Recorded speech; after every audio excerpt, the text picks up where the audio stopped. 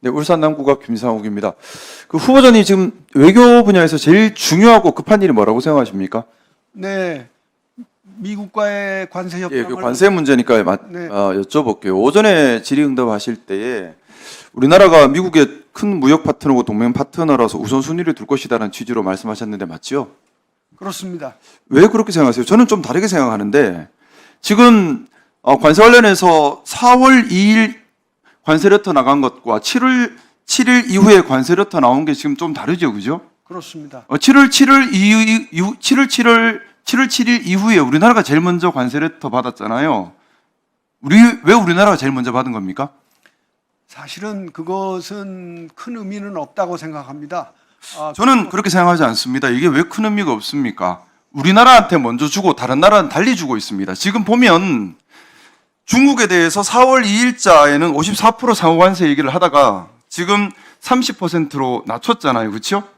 반면에 가장 강력한 동맹이다라고 얘기하는 캐나다 35%고 EU, 멕시코 30%잖아요. 일본도 25%입니다. 동맹 기준이 아닌 것 같지 않습니까? 근데 왜 동맹이기 때문에 관세에서 괜찮을 거라는 답변을 하시는지가 제가 이 부분을 지적하는 것이 이건 저희 국민 전체 생활과 직결되는 겁니다. 관세 부분은 외교부 장관 되시면 정말 중요하게 다뤄야 되는 부분이지 나이브하게 생각하시면 안 되는 부분이라고 생각되는데요. 지금 오전에 그 후보자님께서 답변하시는 것 중에 제가 좀 걱정되는 부분이 그 부분이었습니다. 우리나라가 미국과 동맹이다, 큰 무역 파트너다. 그래서 우리가 좀 더 협상이 유리할 것이다. 지금 일본 협상 그렇게 진행되지 않고 있지 않나요? 지금 제가 알기로는 일본의 이시바 총리가 상당히 분개하면서 싸우고 있는 것으로 알고 있고, 일본이 미국에게 엄청난 공을 들였고, 어떻게 보면 동아시아의 미국 입장에서는 첫 번째 동맹국가였을 수도 있습니다. 그런데도 25% 관세가 지금 유지되고 있잖아요. 그렇죠? 그렇습니다. 우리나라는 어떻게 할 겁니까? 지금 관세 관련해서 확정된 나라 몇 나라 있나요? 네, 인도를 비롯한 인도가 아니죠. 인도네시아죠. 그죠? 인도네시아, 영국, 그리고 또 한 나라 어딘가요? 후보자님 알고 계셔야 되지 않습니까? 자, 인도네시아 32%였는데 19%로 줄었습니다. 어떻게 줄였는지 아십니까? 네, 얘기해 주십시오. 어떻게 줄였습니까? 네, 주고받기를 한 것으로 알고 있습니다. 뭘 주고받겠습니까? 그 내용에 대해서는 제가 잘 기억하지 못합니다. 잘 아셔야 된다는 겁니다. 제일 중요한 부분입니다. 후보자님 스스로 말씀하셨지 않습니까? 가장 중요하고 가장 급박한 문제가 미국과의 관세 협상이라고 말씀을 하셨습니다. 그리고 최근에 어떻게 보면 그 관세 협상에서 가장 좋은 성과를 낸 것이 인도네시아죠. 그죠? 32%를 19%로 줄였으니까. 그러면 영국은 어떻게 10%를 만들었습니까? 그건 제가 보기에는 왕실까지 동원한 총력 외교의 결과라고 생각합니다. 그러면 일본은 왜 24%였다가 25%로 도리어 올라갔습니까? 타국의 그 협상 내용에 대해서 제가 이 자리에서 말씀드리기 그러면 미국은 우리에게 농수산물 그리고 쌀 개방 요구하고 있습니다. 내용 어떻게 알고 계십니까? 네, 알고 있습니다만은 상세 내용은 보도된 자료도 알고 계십니까? 그렇습니다. 그 정도는 얘기할 수 있지 않습니까?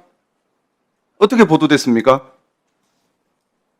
그러면 미국이 왜 중국한테는 30%로 상호관세를 낮췄는지 아십니까? 뭐 때문이라고 생각하십니까?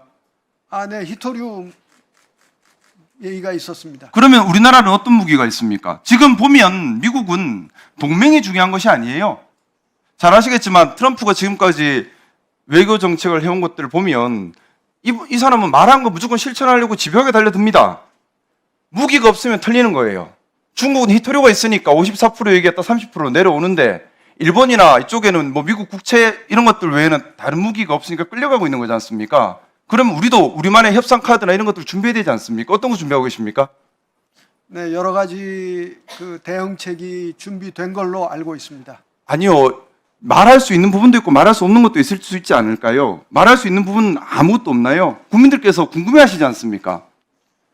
네, 일부 보도가 있었습니다만은 그 보도에 플러스 알파도 있고 그것이 다 아닌 것도 있고 제가 그렇게 이야기를 들었기 때문에 그 상세한 것을 밝히기가 제가 후보자님께 부탁을 드리고 싶은 겁니다. 이번 미국과의 관세 협상은 정말 중요합니다.